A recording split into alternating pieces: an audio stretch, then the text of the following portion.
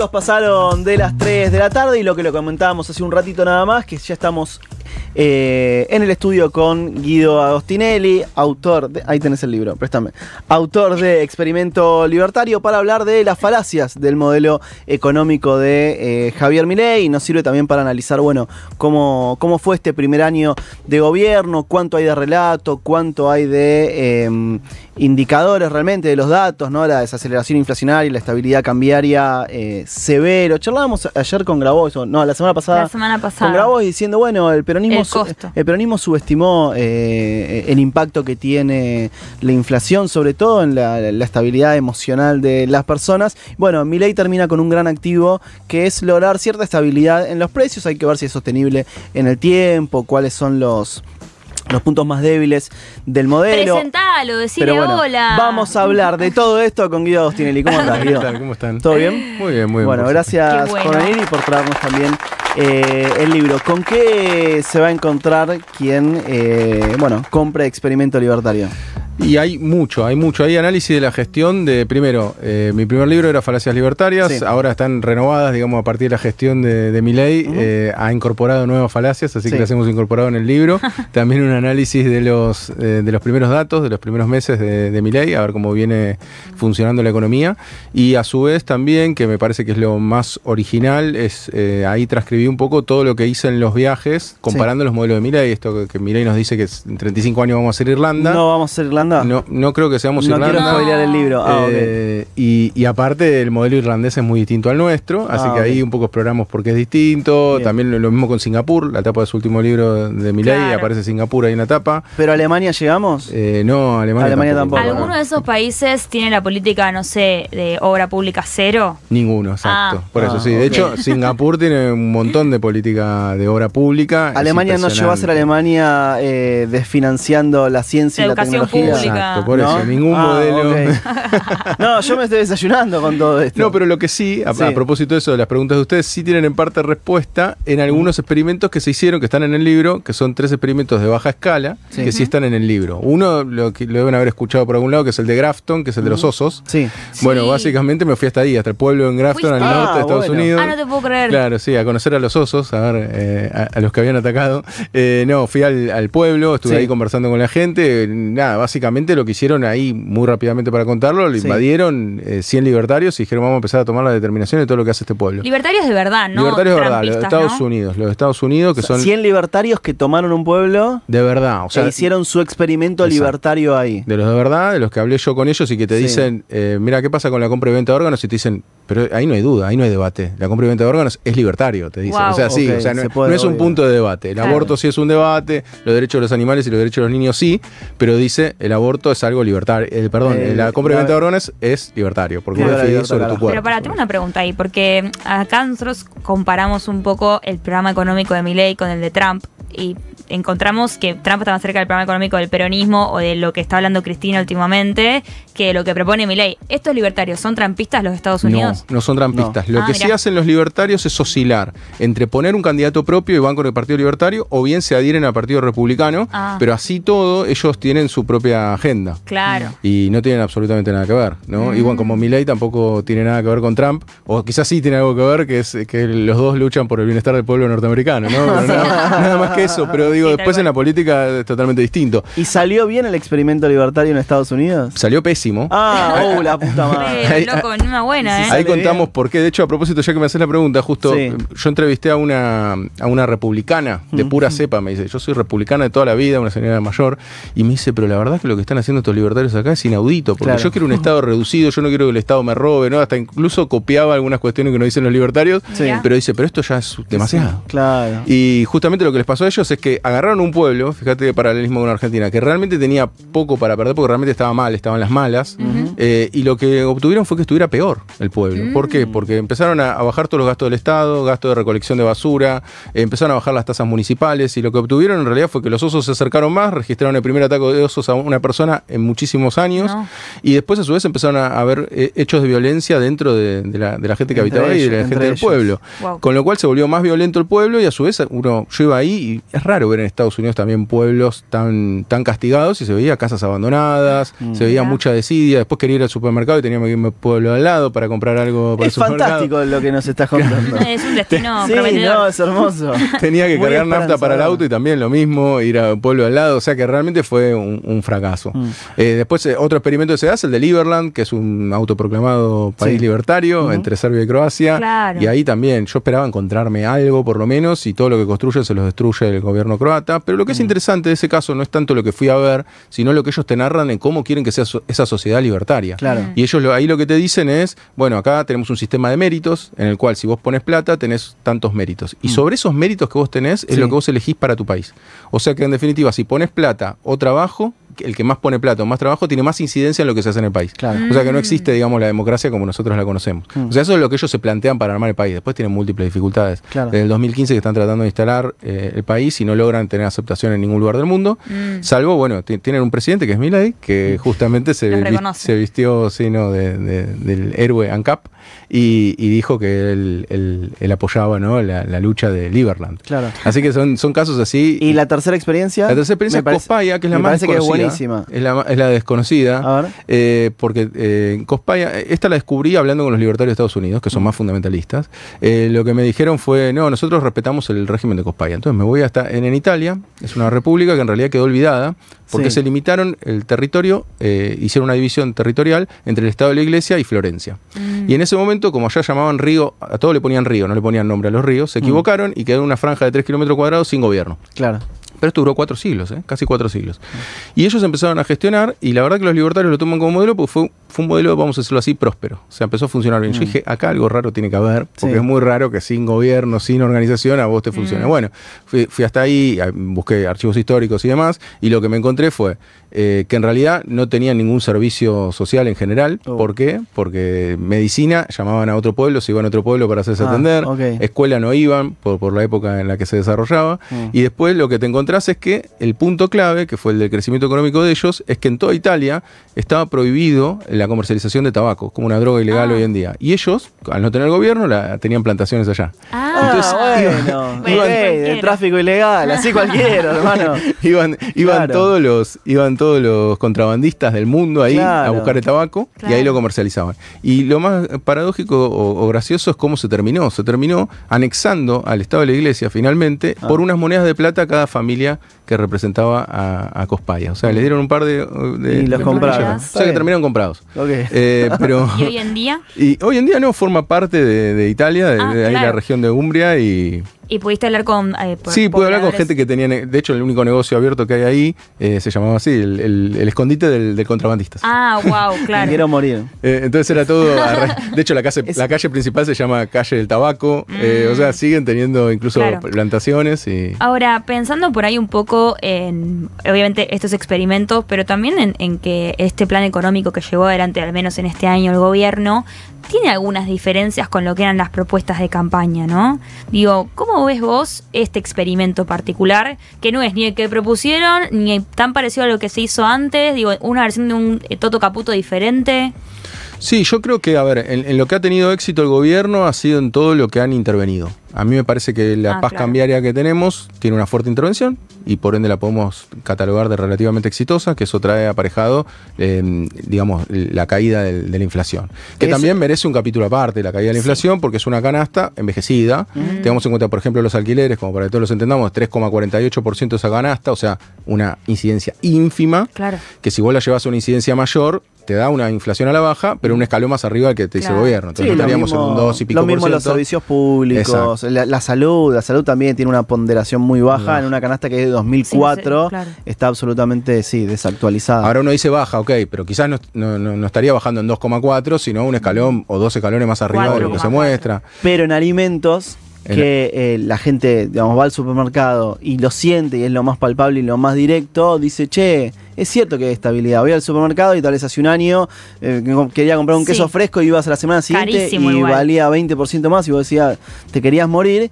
Y ahora va y dice, che, tiene el mismo precio de la semana pasada. Y eso te genera alivio. Claro. Y mucha gente le alcanza con eso. Sí, aparte porque uno tiene siempre la concepción de la inercia en la que baja, pero en realidad cuando medís la inflación y cuando evaluás la inflación de los distintos gobiernos, vos mirás la inflación acumulada. Fíjate el disparate que dijo Milei del 17.000%, tenía un poco esa lógica, ¿no? Es decir, bueno, ¿cuánto va a ser la acumulada? Bueno, si vos calculás la acumulada de Milei, te da muchísimo más que en los primeros 2-3 años de Alberto Fernández y de Macri. Claro. O sea, en realidad, pensémoslo de la lógica de que si alguien te pudiese, supongamos que hubiese un solo oferente de productos y te aumenta mucho los precios y después te los estabiliza, igual te está matando. Porque el tema es que el nivel que te lo pone más arriba. Claro. ¿Cómo te llevas con el tema datos? Porque bueno, el libro de economía tiene mucha información de datos, de indicadores, pero Milei revolea datos, hace anualizaciones de un dato específico que él saca. Habla de un salario básico. Bueno, yo lo de la inflación también ahí lo que digo, como para que todos lo entendamos, es en la inflación del 17.000% es como si te meten un gol al primer minuto de partido y decís que vas a perder 90-0 ¿no?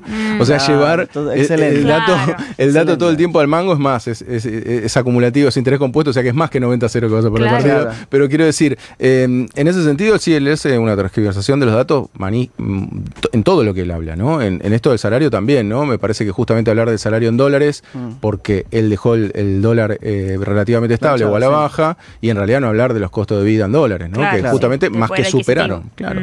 Que en definitiva se poder adquisitivo, porque el salario real acá y en todo el mundo se mide en función de lo que vos podés comprar. Claro. Punto. Entonces él siempre hace esa manipulación de datos que él hace en forma constante. Para vos, esto ya es personal, pero para vos se cree esos datos o realmente, bueno, manipula o es selectivo en cuanto a cómo interpretar esos datos. Yo creo que él, como todo convencido, con respeto de todos los religiosos, ¿no? Pero digo, como todo religioso en extremo, vamos a decirlo así, él piensa que todo es una señal, y me imagino que eso con Juan Luis lo deben haber hablado. ¿Hablaron alguna vez con Juan Luis? Bueno, obviamente él explora más esa faceta y me parece que va un poco en ese sentido. Él trata de agarrar cada dato que convalide lo que él piensa, ¿no? Yo ahí en el libro hablo mucho de lo que es la falacia que se llama cherry picking, ¿no? Que es seleccionar la cereza más linda para decirte que el cajón de cerezas está todo repleto de cerezas lindas. Y en realidad, bueno, hay muchas que están podridas, ¿no? Entonces, en definitiva, lo que él hace es todo el tiempo, como es un convencido, trata de agarrar cualquier dato para decirte, mira, ves que tengo razón.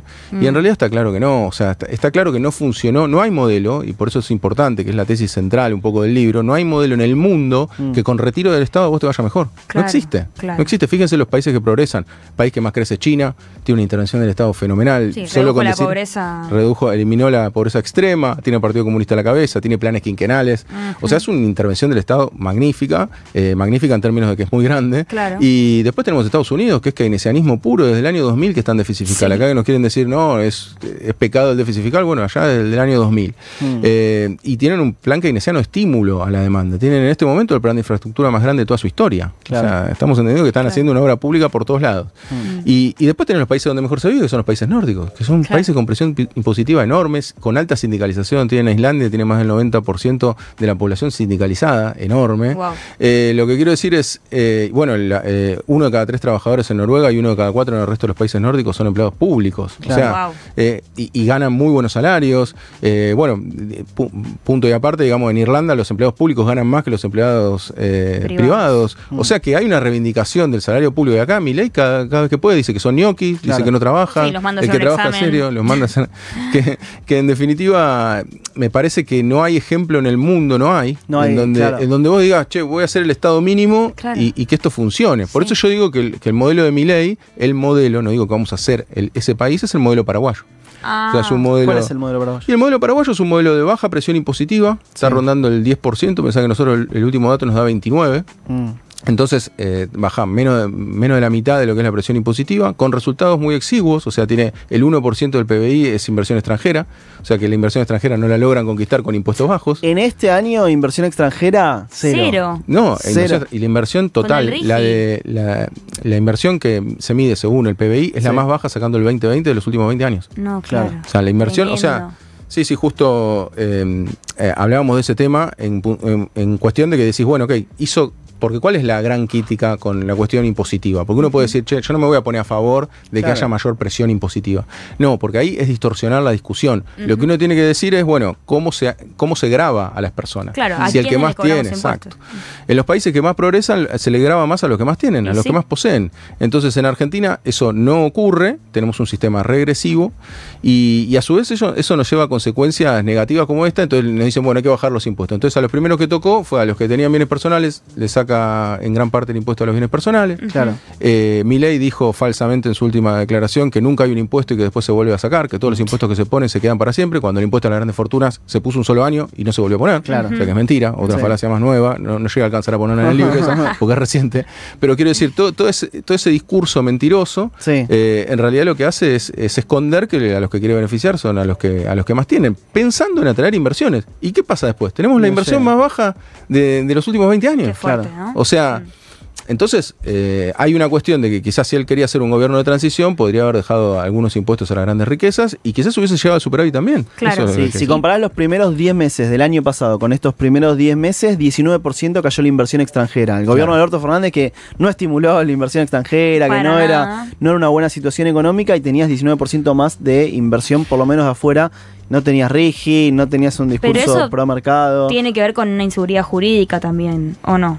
La falta de inversión, quiero decir, el hecho de tener un presidente que pareciera desconoce las facultades del Congreso, entre otras cosas. A mí me parece que la inversión, yo ahí estoy más alineado con la visión keynesiana, que para mí no es mala palabra, pero yo lo voy a reivindicar siempre que pueda, Keynes, es...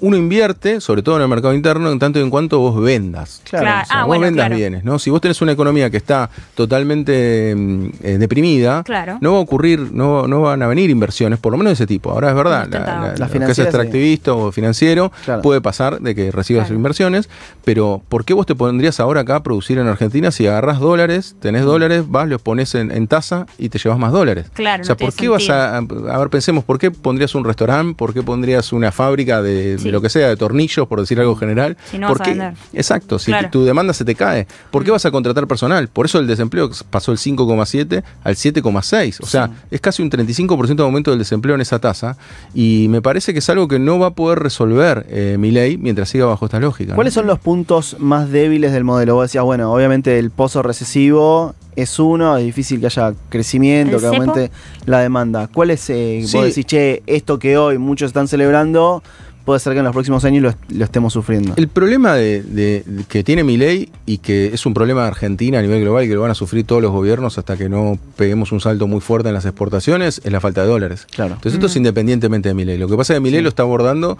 de una forma en la cual el problema se agrava. Vos haces el retraso cambiario y entonces ¿cuál es el problema de que el tipo de cambio esté tan apreciado? Bueno, que hay muchos incentivos a importar. Y pocos incentivos a exportar productos nuevos. De hecho, bueno, yo estoy hablando con sectores vinculados a la vinería y justamente están los vinos y están tratando de exportar y dicen, los costos no me cierran. O sea, van a caer esas exportaciones tarde o temprano. Lo mismo para quien trabajaba para el exterior. O sea, hace un año trabajabas para el exterior y decías, che, qué bien, está laburando para afuera, cobras en dólares, y ahora con el dólar planchadísimo y los precios subiendo. Esos son los que ven la inflación en dólares realmente. Ya no te sirve, claro. Que hay una cosa muy real, que es que está todo muy caro en la Argentina. Vos comparás lo que sale vivir en otros países, en Europa, te digo, Estados Unidos, y es más barato comer, alquilar. Mira, no lo puse en el libro, pero es verdad, todos los lugares que fui por el libro, todos los lugares gasté menos que acá.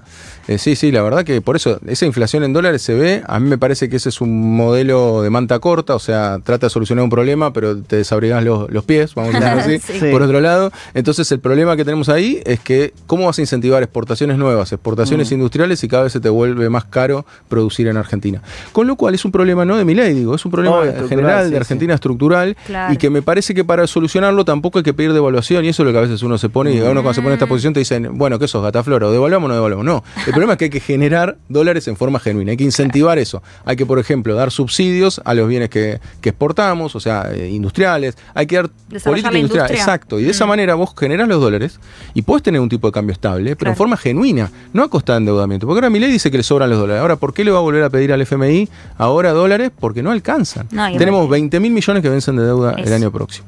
Por cada punto que creces aproximadamente, la serie histórica te marca que demandás 2.000 millones más de dólares por cada punto de importaciones. Entonces, si Argentina cayó un 3, 4% y el gobierno piensa crecer un 5%, supongamos no le creemos, crecemos un 3%, son 6 puntos de brecha, 6 por 2, 12. Supongamos que se requieren 10.000 millones más de importaciones, ya es un montón, más los 20.000. Entonces, lo que quiero decir es, esto claramente colisiona. Entonces, uno podría decir, bueno, ok, pero entonces vos decís que el año que viene explota. No, a ver, siempre y cuando venga el FMI y te ponga esa diferencia, podés seguir pasando los meses, estirándola. Y pero el gobierno del medio quiere levantar el cepo, sobre todo quiere hacerlo antes de las elecciones como para mostrar un logro de gestión más. A mí me parece, ahí va una opinión personal, o sea, que este gobierno puede hacer cualquier cosa, entonces es muy impredecible, entonces es muy difícil pronosticar, pero a mí me parece que si no levanta el cepo en enero o febrero, pasa para después de las elecciones. Es mucho riesgo. Mucho riesgo. Por la cantidad de dólares que tiene el Banco Central. Claro, no, porque suponete que se te va el dólar de 1.000 a 2.000, y no quiero que después Milei agarre y diga, como le hace a Larreta, que tampoco santo de mi devoción, pero lo vuelve loco diciendo que se iba a 5.000. No, Larreta contestó en función de que él dijo que iba a dolarizar. Claro, sí, no. Vamos a agarrar los dólares que tenías en el Banco Central, que era reserva negativa, y bueno, obviamente se te va para arriba. Pero digo, lo que quiero decir es, no sabemos a cuánto se va el dólar. Esa también es otra gran pregunta, porque hoy, por ejemplo, las empresas importadoras de bienes no pueden acceder a los dólares financieros. Claro. Entonces, ¿cuánto van a demandar de dólares esas empresas? No lo sabemos. Es que la verdad es que no lo sabemos. Claro. Y también se computan en los encajes todo lo que se puso en el blanqueo, ¿no? Sí. Y ese blanqueo son depósitos a la vista la mayoría. Claro. O sea que si se levanta el dólar de 1.000 a 1.500, 1.400, supongamos, la gente agarra, se lleva los dólares y caen las reservas. Entonces me parece que está todo muy atado con alambres como para que el gobierno hable con tanta soltura y tan confiado, ¿no? Claro. Y vos decías esto de que Milei de alguna manera, o inconsciente o conscientemente, apunta al modelo paraguayo. ¿De qué vive Paraguay? O sea, el país. Bueno, Paraguay sí es un país agroexportador. Sí, principalmente. Principalmente. ¿Y por qué apunta a ese modelo? Bueno, es un modelo que ha logrado tener crecimiento económico. O sea, vos ves los últimos años de Paraguay, da crecimiento económico de 3-4%, la inflación también más o menos ronda esos valores. Entonces es un modelo relativamente estable. Por eso pienso que se puede llegar a ese modelo, porque da estabilidad, pero después las condiciones sociales son pésimas. Eso, claro. Pobreza Costo, ¿no? estancada, alta. Después el salario mínimo funciona como techo, no como piso. O sea, 1 de cada 3 trabajadores llegan a superar el salario mínimo. Claro. O sea, 1 de cada 3. Wow. Y una informalidad que ronda entre el 60 y el 70%. O sea, que es una informalidad enorme. Sí, yo estuve ahí y realmente fui a presentar el libro anterior allá, y a mí me sorprendió mucho porque la sala se llenó todo de libertarios. O sea, todos que apoyaban a Milei. Y ya a mí me llamaba mucho la atención. No, pero este está en contra. Claro, no se equivocaron. No, venían a discutir. A mí me gusta. Yo en redes sociales soy muy activo, discuto mucho. Me discuten en YouTube, en Instagram. Me discuten. ¿Te gusta el quilombo? Y me gusta, ¿no? Mientras no insulte, discuto todo lo que quieran. Y justamente lo que ellos, fíjense lo que pasa, ¿no? Un Estado totalmente absorbido, vamos a decirlo así, en la mínima expresión. De hecho, tienen un pésimo funcionamiento de la salud, de la educación. Claro. Lo dicen los mismos economistas paraguayos, o sea que no estoy prejuzgando ni nada a Paraguay, ni mucho menos. Te dicen, para atendernos en salud nos cruzamos a Argentina o a Brasil. Sí, o sea, no tienen ni siquiera asistencia en salud mínima como para sentirse conformes. Entonces es un Estado que para mí se va a asemejar mucho a lo que nos quiere llevar Milei. Hay que ver si puede, ¿no? Estoy hablando siempre de objetivo. Ya no es la discusión de hacer el Estado más eficiente, que en última instancia, no sé, al peronismo siempre le costó mucho dar esa discusión, y última Macri decía, nosotros no vamos a eliminar el Estado, lo vamos a hacer mucho más eficiente. Ahora Milei es la desaparición del Estado o la reducción a niveles mínimos. El desprecio sobre el Estado. Justamente, bueno, todos estos paraguayos lo que me decían es, fíjense, con este Estado súper reducido como es el paraguayo, venían y me decían, no, el problema sigue siendo el Estado. O sea que para los gran parte de los paraguayos el problema sigue siendo el Estado. Claro, y vos decís, no, pero bueno, porque hay mucha corrupción. Le digo, bueno, pero entonces militá el honestismo, ¿no? Militá de que sean gente honesta y nada más, pero no me milites políticas económicas, exacto, porque si no, ¿cuánto pueden robar a alguien? No discutimos, no podemos discutir ideas, ¿no? Con esta cuestión. Con Irlanda, con Singapur, cuando yo muestro esos datos, sobre todo en redes, me contestan, bueno, pero allá no roban. Primero que no sabemos, allá no roban. O allá no está el peronismo, también te dicen. Claro. Decís, ahí no estamos ya, ¿no? ¿Qué podés discutir, no? Sobre esas cuestiones, ¿no? Pero quiero decir, bueno, entonces militá organismo de control. Claro. No milites libertario, no me rompas todo. Después te enterás que las personas que están al frente de los organismos de control no tienen propiedades no declaradas en Miami, como salió hoy más temprano en el diario AR. Digo, está todo el sistema corrompido en ese sentido. Ahora, lo que yo quizá me pregunto es qué tiene que hacer para vos una oposición que se quiera posicionar, sobre todo pensando en el quilombito que si este gobierno eventualmente deja de estar al frente del Poder Ejecutivo, que va a dejar. ¿Cuál sería la salida? Es re grande la pregunta. Sí, es re grande. Yo trato de contestarla en redes y es muy loco porque generalmente, vieron con la lógica de las redes, genera menos interacción cuando uno va a la propuesta que cuando uno va a la crítica. Eso es algo increíble. Pero bueno, yo exploro mucho. Primero, desde la esfera política, a mí me parece que, y quizás pueda sonar desalentador, pero no, trato de que no sea tan así. Me parece que la oposición tiene poco para hacer mientras Milei consiga esta estabilidad cambiaria y esta baja de la inflación. Claro. La verdad es que, o sea, nosotros nos decimos, no, pero este está peleado. Mirá, mientras siga así, va a ser difícil que baje. Un 50% de aprobación. Estabilidad económica mata ingeniería electoral, robo. Ya lo vimos con el menemismo. Yo entiendo eso, pero lo que yo siempre le digo a Seba es el costo, porque tenés un 50 y pico % de pobreza. Digo, hay mucha gente que era de la clase media que hoy en día no puede pagarse la prepaga, que tuvo que sacar a los pibes del colegio privado. Mirá, si te sirve, yo te cuento el caso que a mí me pareció, que me marcó, y que ahí dije, bueno, esto de Milei puede venir en serio y puede reelegir, digamos, pensando en lo que viene a futuro, es el caso de Bukele. Claro. Bukele son pésimos, fuimos a El Salvador también para el libro, son pésimos los indicadores sociales. Y nadie lo sabe. Aumenta la pobreza medido por ellos, medido por el Banco Mundial, cayó el salario real, el endeudamiento pasó del 70% al 90% del PBI. Ahora, ¿qué pasa? Vos hablas con la gente, popular totalmente, ¿por qué? Pues solucionar el tema de inseguridad. Claro. Fin, yo no quiero decir que Milei va a solucionar el tema de inseguridad, lo que quiero decir es quizás eso, exacto. O sea, bueno, su ancho de espada la inflación, y entonces todo lo demás se deteriora, pero la gente dice, bueno, ¿qué? Claro, estás dispuesto a resignar algo de poder adquisitivo en pos de vuelta de alivio, ya sea inseguridad o ya sea inestabilidad en relación a los precios. Dices, soy un poco más pobre, pero exacto, vivo más por eso digo, políticamente me parece que la oposición se tiene que preparar para gobernar, pero no tiene que esperar que porque vaya a decir algo o hacer algo puntualmente va a afectar en algo a Milei, porque eso no va a ocurrir así mientras siga bajo esta lógica. Pero sí pienso que se tiene que preparar a gestionar, que tiene que ser una propuesta que enamore. Desde mi punto de vista y lo que yo me especializo y en lo que estoy con el doctorado y demás es con el tema pymes, focalizarnos en el crecimiento de pymes. A mi modo de ver, el modelo de pymes alimenticias italianas es el que más rinde, con subvenciones, pymes para que se pueda exportar, para que contrate personal, para que realmente bajen los precios por competencia, que eso es el ideal capitalista. Ahora, ¿a los empresarios les sirve el modelo de Milei? Digo, tenés, obviamente pymes? Que son distintos sectores, tenés las pymes, pero después tenés al gran empresariado. Mira, ¿Les sirve o no les sirve? Ahí hay algo que se dice poco, yo pienso que en líneas generales sí. Y te voy a explicar por qué. Porque incluso ante una caída de ventas, lo que se dice poco es que las empresas se evalúan en función, entre otras variables, del riesgo país. Con la caída del riesgo país, vos lo que haces es que las empresas que operan en Argentina valgan más. Claro. Entonces esto es lo que las hace cotizar más en bolsa, incluso a costa de que vendan menos. Claro. Entonces lo que ocurre es que es conveniente para las empresas que se dé una baja de riesgo país. La baja de riesgo país, ¿cómo se logra? Bueno, con menos gasto público y con más superávit fiscal. ¿Qué es lo que está haciendo Milei? O sea, está haciendo todos los deberes para mercado. Se ven beneficiados por eso. O sea, Paolo Roca, por ejemplo, puede caer la venta, o sea, puede haber una recesión muy profunda, la venta interna cae, pero él se revaloriza en términos financieros y en cuanto lo que hay que ver ahí, cómo le juega a él, que eso es me parece que está todavía en disputa eso, cómo le juega a él que los salarios en dólares también se le están subiendo. Lo mismo que dice Milei del otro lado. O sea, que los costos también se le empiezan a encarecer. Claro. Por eso yo pienso que hay gran parte de esta cuestión de Caputo que no están homologando algunos acuerdos paritarios a la suba. Porque en realidad, estrictamente, si vos sos libertario, y esto puedes ir a hablar con un libertario de Estados Unidos, porque decís, el salario es un precio más. Obvio. Es un ¿Por qué el precio del laburo me lo topeás? ¿Por qué me pones un máximo en el precio del laburo?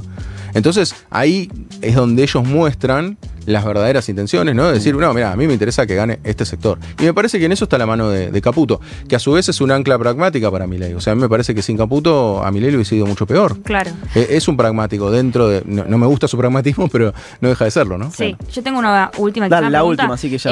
porque decís acá, bueno, hay un problema real que tiene que ver con que si suben los precios también sube la inflación, naturalmente. Entonces, yo pienso en todo ese 50% quizá o más de personas que están esperanzadas, que dicen, renuncio a la capacidad de mi poder adquisitivo para pensar en un país sin inflación y demás, porque en algún momento creen que esto va a pasar, que va a pasar la recesión y que van a volver a tener guita. ¿Va a pasar eso eventualmente? Porque siento que al gobierno no le conviene. No, puede pasar. Hay procesos en los cuales, como ocurrió durante el menemismo, que haya un sector que se salva y que entonces ese sector tiene mayor capacidad de compra, ahora tiene mayor posibilidad para viajar al exterior porque es más barato, pero claramente en el conjunto de la sociedad eso no va a ocurrir. O sea, a ver, Milei arrancó con un 41,7% de pobreza. Yo dije antes que no habría que hacer pronóstico, pero casi que me animo a decirte con un 90% de certeza que no va a haber un 41,7% cuando deje Milei el gobierno. O sea, la pobreza él la levantó, de hecho ya ni se hace cargo, dice como que él sinceró y listo, ahí arranca, ¿no? Pero por eso él dice que baja. El desempleo lo mismo. ¿no? 5,7 arrancó, no va a llegar a 5,7. O sea, bajo este modelo no. Igual uno siempre puede guardar esperanza en que Milei cambie su rumbo. Yo lo dudo, ¿no? Pero bueno, si él cambia el rumbo, eso es lo que es importante destacar, ¿no?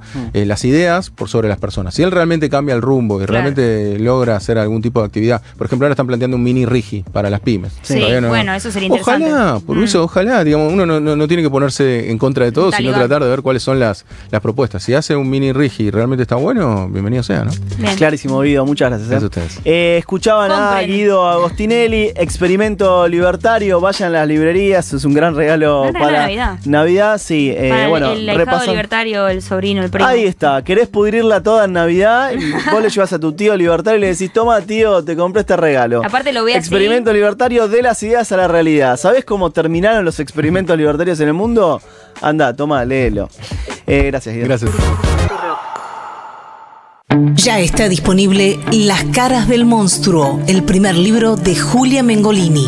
Partiendo de la propia experiencia y del hostigamiento mediático, esta autobiografía política intenta descubrir el rostro de los verdaderos monstruos, las